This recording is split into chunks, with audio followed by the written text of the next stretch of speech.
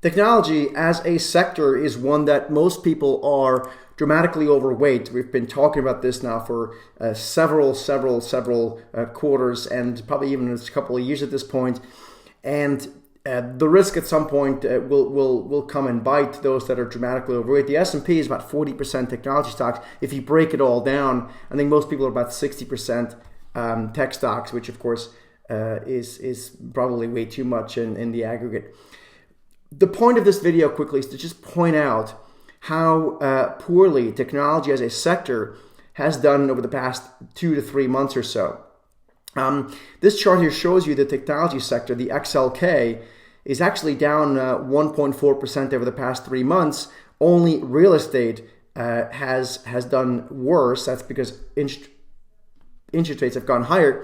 And if we peel this back and look at the past, let's say, couple of months, you can see that real estate is actually even worse, but technology down about 5+%. So it's not really all that fun and games in technology stocks anymore. Even year to date, tech stocks are up 2.5%. They were up as much as 10%.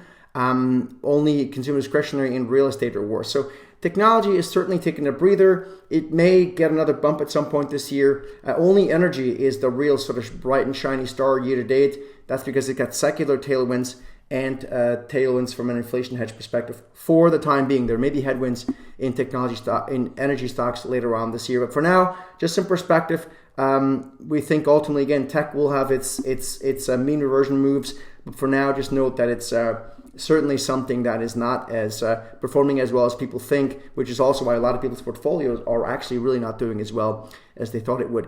But what is happening right now is that big computer algorithms, Wall Street algorithms that rule the street, rule the day, they are very busy buying and selling and making major turning points in the market quite apparent.